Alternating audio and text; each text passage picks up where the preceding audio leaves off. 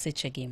Jatend piny Migosi William Ruto sidhayanga chenro mar nyota odiochieng' ma kawuono e kaunti ma Samburu. Jang'ad bura Njoki Ndung'u kod jang'ad buche Evelyn Olwande ochamo kaka commissioners mag duol mar JSC e nyasi mabende notelne kod ogai mar doho Martha Koome. Komachielo bende ni chenro mar dayo dho jogo mabende noyier ne lemo mar jang'ad bura e doho mar ywagruok dhi nyime odiochieng' ma kawuononi. Machiegni nyinga Roda Odhiambo. Jatend piny Kenya Migosi William Ruto sidhayanga chenro mar nyota odiochieng' ma kawuono e kaunti ma Samburu. Rowere mabende wuok e kaunti mano ma Isiolo, Marsabit kod Laikipia mabende dhi yudo omenda kokalo kuom chenrono bende nochopo e kaunti no ma Samburu ne chenrono mar nyota. Ruto wacho ni sirikande biro dhi nyime gi bero ngima rowere e pacho kae. Jatend piny olero ni sirikande oseketo tenge omenda maromo bilion 5 ne chenrono mar nyota kaka yo mar konyo rowere e pacho kae. Gani imeita vijana vile tumewaita tuwapatie pesa ya kwenda kufanya biashara. Kuna serikali nyingine imeitana. We have a concrete plan and we are deliberate and intentional. Wanasiasa wengine huko ati mpango yao ni kuambia Gen Z mwende mulete fujo, mjiandikishe mupige kura.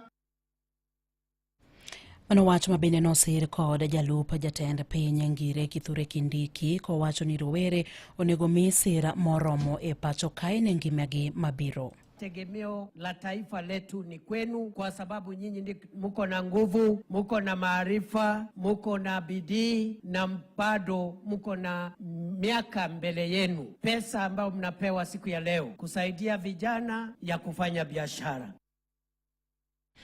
Jatend piny bende ne okawo thuolono mar medo sayo mokalo riwruok mabende obalo kod piny owacho kowacho negi ni giwe wuondo rowere e wechego mag siasa to gineni rowere ni kod dongruok makare e pacho kae. Kwanza nilisikia mwingine juzi ati anawaambia vijana, nyinyi nikienda mahali mchukue rungu na panga mkuje mniprotect. Yaani sasa wewe unafanya vijana wa Kenya wakuwe watchmen wako. Wakati unajivinjari unaenda kutafuta mambo yako na bibi yako, unawaambia vijana wa Kenya wakuja wakulinde, kwani wewe watu wako na wazimu sana.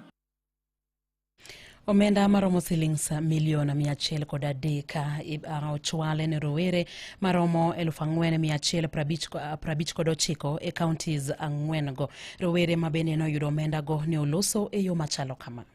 Na umewaambia vijana wenzetu hapa wasipige nayo sherehe. Sure. Huwezi kugamble na hii pesa. Sure. Wewe umeniambia kwa mjaoa, pengine unaweza kutumia hii nafasi kusema sasa ule mrembo wangu. Kama wewe ni msichana na uko hapa ujue upati ngo kutoka kwangu. Kuna mwenye nasikia atakuja kuite bazoo. Hata niite babe ama nini ngo. Master. Hakuna chochote. Na akikuita wakudumu. Hakuna. Sibadiliki. Komachielo ni jang'ad bura Njoki Ndung'u kod jang'ad buche Evelyn Olwande ochamo makaka commissioners mag duol mar Judicial Service Commission e nyasi mabende notelne kod ogai mar doho Martha Koome. Jang'ad bura Njoki nyocha ne oyier kaka gi jang'ad buche e doho maduong' mondo mi obed jachung' margi ka duol mabende tayo tije mag doho ka jang'ad buche Evelyn Olwande to ne oyier kendo e tielo mar ariyo gi jokanyo mag riwruok mabende kelo kanyakla jong'ad buche pacho kae mano the Kenya Magistrates and Judges Association. I, Honorable Evelyn Sylvia Achieng Olwande, having been elected under Article 171, Sub-Article 2D of the Constitution of Kenya, Lady Justice Njoki Susanna Ndung'u, having been elected under Article 171 2B of the Constitution of Kenya, as a member of the Judicial Service Commission. Jang'ad bura Njoki kod jang'ad buche Olwande osingo mar tiyo tijgi e yo makare ka gilero ber mar duolno mar Judicial Service Commission erito ratich doho e pacho kae.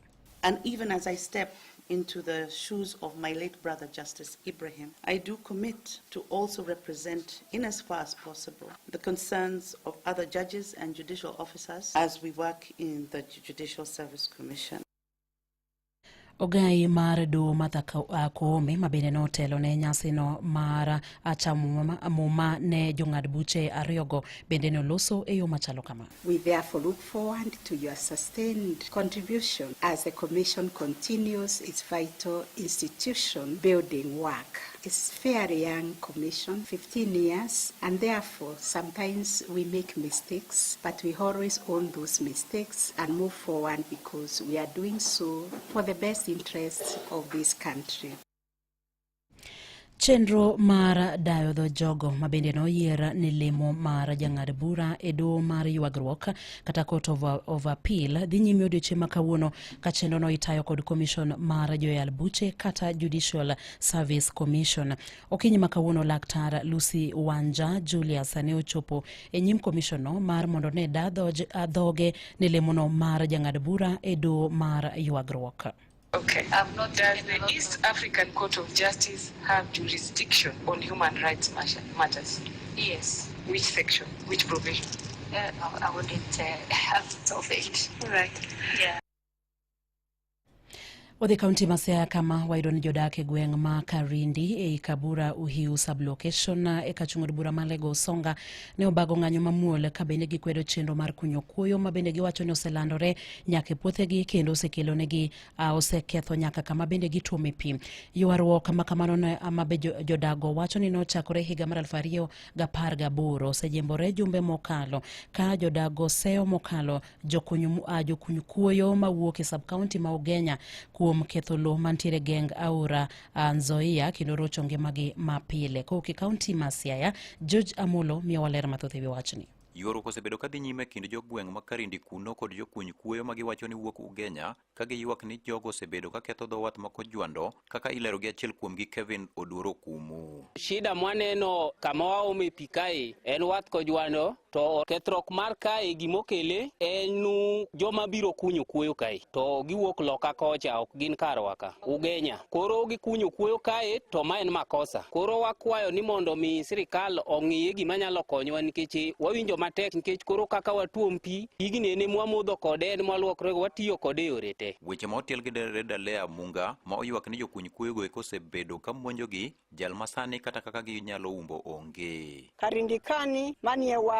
wadhni oting'o chiegni dhano 3,000 gi dhok gi gik moko te manie wath mwaumbe mwatime gimoro amora to isani jo Ugenya wakia gin jo Ugenya mwaka lakini gin jo Ugenya osebedo ka monjo wakani gisekunyo wath marach makata mine mobet kanegi onge kaka wanyalo donjo kanyo omo pi dhowa ok nyal modho kanyo wan wawegi ok wanyal omo pi kanyo koro wakwayo sirikal mondo okelie kwe makende ni wan jogo modak Kabura kani. Michael Osunga kod Abednego Dhiambo ywak ni jokuny kuoyogo thothne gin mana jogo ma oikore ne lweny miyo koro gikwayo mondo mi piny owacho donjre e wachno mondo giyud kwe. Jo Ugenya ma biro loka Alego ka gigolo kuoyo seche ma gigolo kuoyo no gibiro gi attack kata gi monjo jowa gi opangi. Mar ariyo magi duto ne en puothe to kalore kod kuoyo ma jogo osebedo ka golo kae osemiyo koro wawe nyaka wach mag pur keche koro nam kaka gigolo kuoyo kaka pi bende sudo to ka opuothewa. Jo Ugenya thagwa kabisa kwarito gi odiechieng' to gibiro tieno joma omo pi kani kaka wa mama ni tabu iyanyo gi day and night service. Koro an adwaro ni mondo ukonywa okana wach mang'eny tadwa ni sirikal mondo konywa. Achiel kuom jolony e weche mag alwora George Spencer Wambia ma bende en wuod gweng'no oywak ni chenro mag kunyo kuoyogo osebedo ka ketho alwora to gima itimo e onge ka koro kwayo ahinya to od buch County Assembly ma Siaya mondo chuogi e chike manyalo konyo e gayo chenro mag kunyo kuoyo e kaunti ni. Kuoyo ma igole nam onego gole DRP to yawuot Ugenya osebedo gi wang' matek nikech gibiro to gigolo kuoyo e geng Aora kaka uneno ni. County government kae emilose chike. Wakwayo mar mondo ulose chik mondo ne kaka inyalo rit wedhewagi. Kendo mae milome mwachiwo mogik maka sirikal ok bi konyowa gi jo West Ugenya to koro gimoro amora madhi timre tok mae to ng'ato kik kawa jomakosa. Wasekwayo mae gaming'a ok wabirito mar mondo ng'ato tho kore kubie liel to ka unyalo geng'o to kunyal geng'o. Wakwayo ni ka kutimo kamano to wan kaka jopiny wabiro kawo chike lweto. Ne Radio Ramogi e kaunti ma Siaya, an George Amolo. E sechegi ma bende jopuonjre mag grade 10 donje skunde mopogore mag sekondar mamalo kata senior schools ng'ura nitiere kaluwore kod chenro ma bende nitiere mantiere mar tiego jopuonjrego ma en bang' yangore ni moko kuom skunde onge kod lony mar chiwo tiegruok mowinjore ni jopuonjrego ka wach buge monego giti godo bende iwacho ni pok oyangore malong'o. George Aoko nigi ler mathoth kauke kaunti ma Mombasa. Ng'ur osechako nyiedhore e wi chenro mar somo mageto jopuonjre mag grade 10 masani donje sikunde mag sekondar mamalo e thuolo mokwongo. Ma en kaluwore kod gino mikoni en onge mar ikruok makare to chutho ne jopuonj madhi tiego jopuonjre ma kamago. Riwruog jopuonj ma KUPPET bade ma Mombasa koro nyiso luoro margi e wi kaka gibiro tayo somo ma kamano ka onge ikruok malong'o. Linet Kamadi en jagoro mar KUPPET bade ma Mombasa. We have been given learners for STEM subjects, particularly electricity, aviation, marine science, and etc., where are the teachers to teach these subjects? You don't bring us learners, and there is nobody to teach those learners. How will we teach aviation without a teacher to teach aviation? How will we teach marine science without a teacher to teach marine science?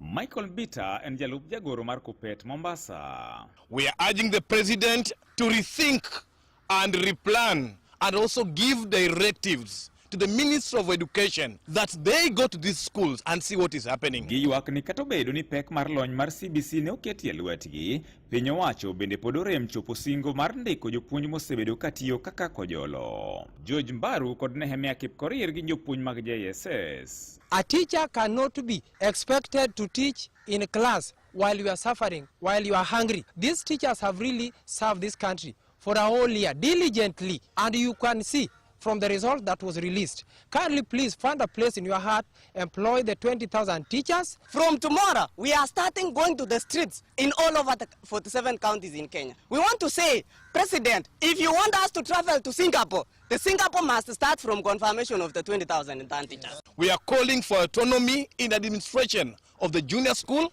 We are also calling for autonomy in sports and other activities in the junior school sector. Magi ne giwacho kama kuom jotend sikunde bende ywak ni nyaka sani pok giyango buge mowinjore giti godo ne jopuonjre madonje grade mar 10, gino ma bende koro bago thoth jonyuol ni mar gikia buge ma onego ginyiew. Eliud Gitonga en japuonj maduong' e sikund Anesta Academy mantiere Mtwapa. We need resources. That is key resource is the textbook for the grade 10. How I wish the publishers take that opportunity and supply this book in advance and make sure that we don't have a challenge. What we experienced previously, where some books were outdated or they were not rationalized, we had to go back to shop buy another one. Ne Radio Ramogi e county ma Mombasa, and George Aoko.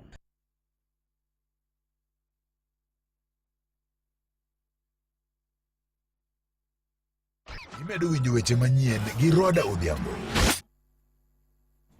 Direkta mar somo e kaunti ma Migori Jacob Onyiego bende koro singo ni chenro mar rwako jopuonjre mag grade 10 e skunde mopogore pacho kae biro dhi nyime yo makare ka jopuonj madongo bende koro kwayo sirikal mondo mi ochwal textbooks ne skunde kaka yo mar neno ni chenro mag somo ochakore e sama owinjore. It was okay. Na tunaendelea paka Friday. So wala hawakuja leo, we expect them tomorrow, the day after, the last day is Friday. Yes, actually the CS statement was loud and clear. Yes, the books are coming to school. Why should they worry? I am sure that vitabu itakuwa shuleni any time this week. Mane wabedo kelowa giko mag weche manyien e yorno mar adimba gi elak sechegi to magi thund weche mabende ne waikoni. Jatend piny Migosi William Ruto sidhayanga chenro mar nyota odiochieng' ma kawuono e kaunti ma Samburu. Komachielo en ni jang'ad bura Njoki Ndung'u kod jang'ad buche Evelyn Olwande ochawo muma kaka commissioners mag duol mar Judicial Service Commission e nyasi mabende notelne kod ogai mar do Martha Koome. Chenro mar dayo dho jogo mabende noyier ne lemo mar jang'ad bura e do mar ywagruok dhi nyime odiochieng' ma kawuono. Mane mabendo kelowa e giko mag weche manyien e yorno mar adimba gi elak sechegi watudo koromo kanyo saa 8 kod saa 9 ne weche manyien e yo machuok to koromo kanyo saa 10 ne mago matut e kor gwenge. Mago ne weche manyien e Radio Ramogi kano kelni gi Coop Bank. Chul school fees e yo mayot kitiyo gi M-Pesa Paybill 4002222. Bidwaro omenda mar loyo dwachi e yo mapiyo. Yud hola mar mobile loan sano kidiyo *667#. Coop app kata Year app michiwo nyaka $1 ne customers maloko hala kod $500,000 ne customers mondiki. Yud ber kitimo shopping gi Coop ATM card mari kod yudo Coop Pay Prepay card ne nyathini. Ket omenda kitiyo gi Monet mami nyalo ng'eyo kaka itiyo go omendani. Ober kendo en kod arita makare. Coop Bank. We are you.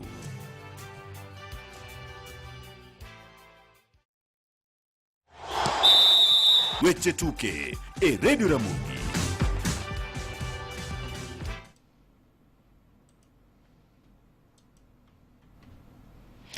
Machiegni mane en jalar koma mar jatend riwruok mar FKF Tom Alila koro kwayo telo masani mar riwruogno mondo mi otiek ywaruok mantiere e riwruogno mano mabende oseweyo ka jata tije mar riwruogno Harold Ndege ochwalo bura e doho mar tamo riwruogno mondo mi kik thiche oko e lemo mabende omako e riwruogno.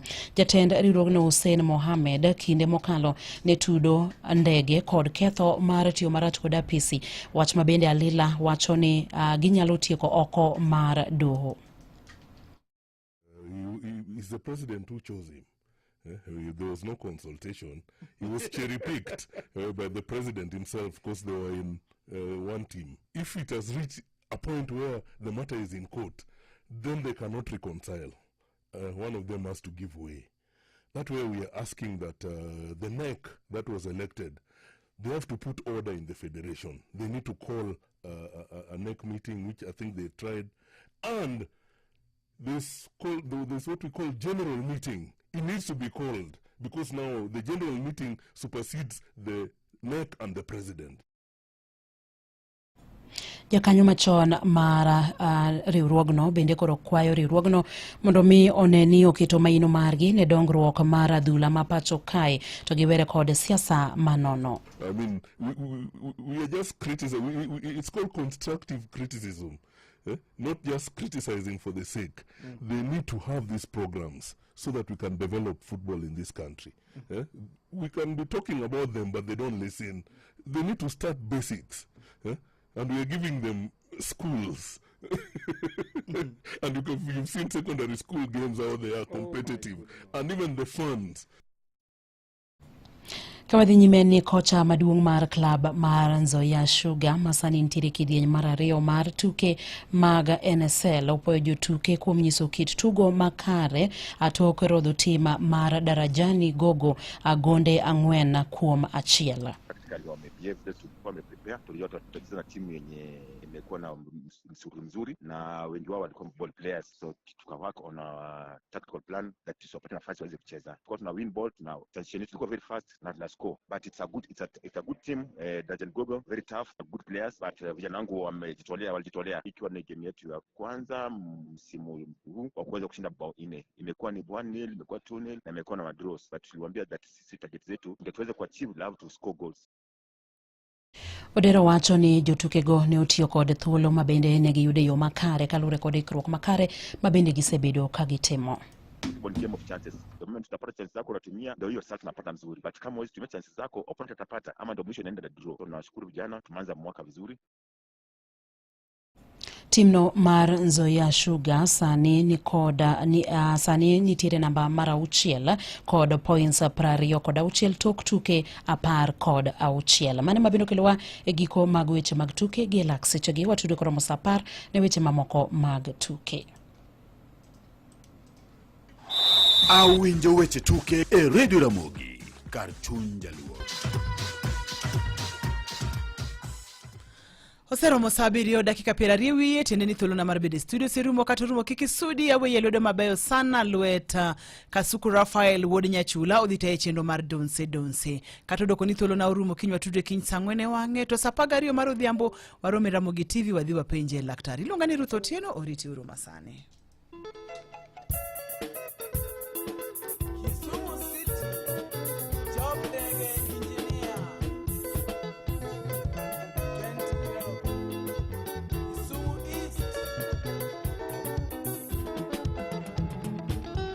atimango malia munya tisena janero atimango jakochomo Godi atimango malia munya tisena janero atimango jakochomo Nyatigi lario nyatigi dina atimango atimango nyakwarmeja Nyatigi lario nyatigi dina atimango nyakwarmeja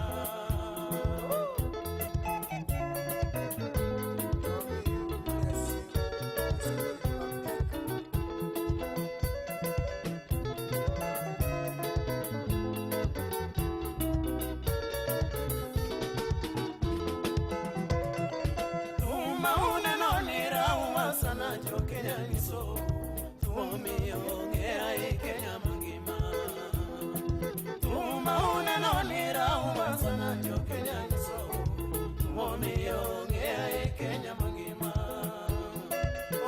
nyati nyati ganita gitara tumi olora Kenya mangima nyati nyati ganita gitara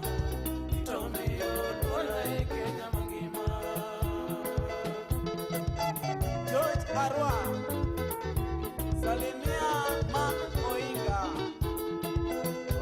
Pachu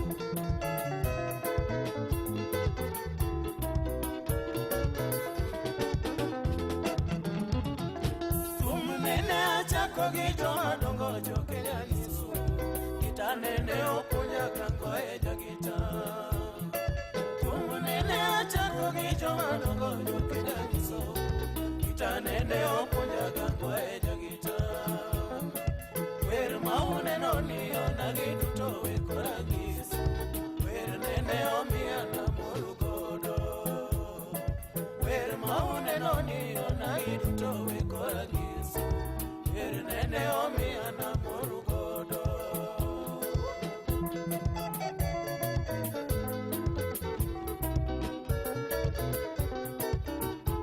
Abuya Suba Osados Kitamaune noni no me adonjo Mombasa pwani Omunene ochuna makocho mamba Kitamaune joni no me adonjo Mombasa pwani Omunene ochuna makocho mamba Samanene agochonya kwaro sodonya kwaro langyo Jomadongo lilo ne budha mali Samanene agochonya kwaro sodonya kwaro langyo Tomi hoda sembo ne budha kanyo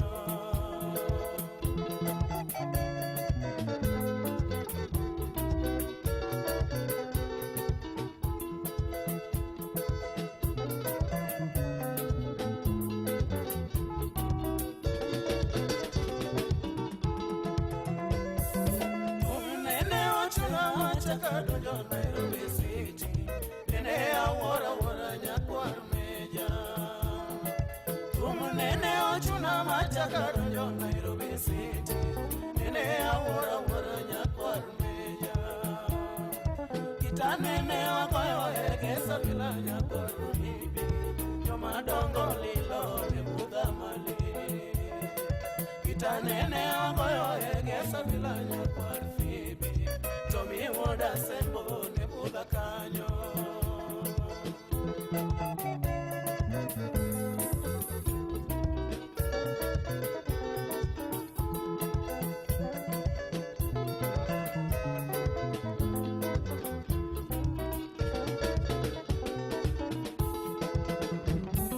Kitanene otera goyo Kisumu City Ile amora ilanya kwarmeja Kitanene otera goyo Kisumu City Ile amora ilanya kwarmeja Katanigele kwa bendele mor samayanda gocho Wanu joseme waero kikumichomo Katanigele kwa bendele mor samayanda gocho Wanu joseme waero kikumichomo Kata dheri miero mar puro aloko marwa bed ahinya gimoro miero kata dheri miero mar puro aloko marwa bed chonjo